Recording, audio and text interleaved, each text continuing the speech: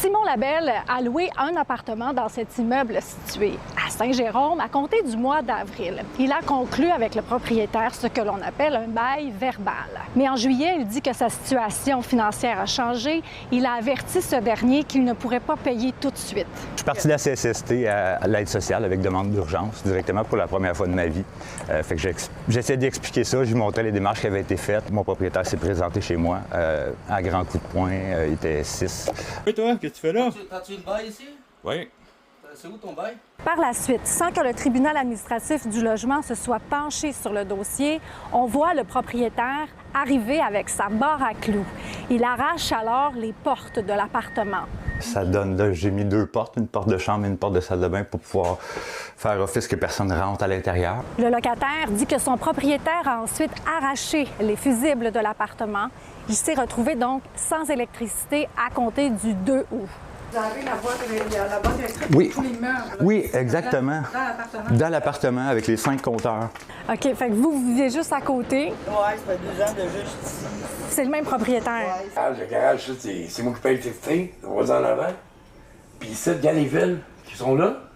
Ils descendent dans le cadre. C'est les cailles. Le compte est à votre nom, À mon nom. À son nom, elle. Paye le voisin. À mon nom depuis Ouais. un Bravo. mois, depuis que je suis arrivée ici. mais vous vous trouvez à payer pour tout le monde? Ben, Non, ça a l'air, non, ben- tu sais. Écoutez, c'est surtout que j'ai une vidéo de vous en train d'arracher des portes, là.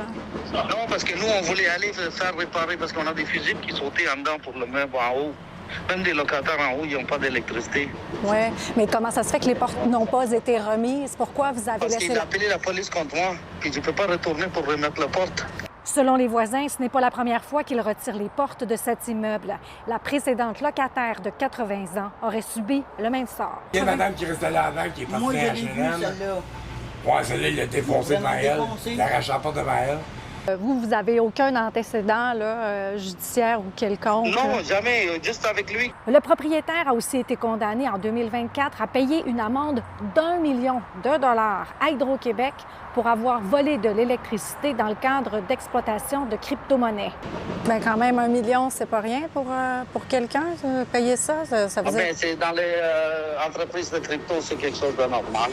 Vous deviez fournir une cuisinière.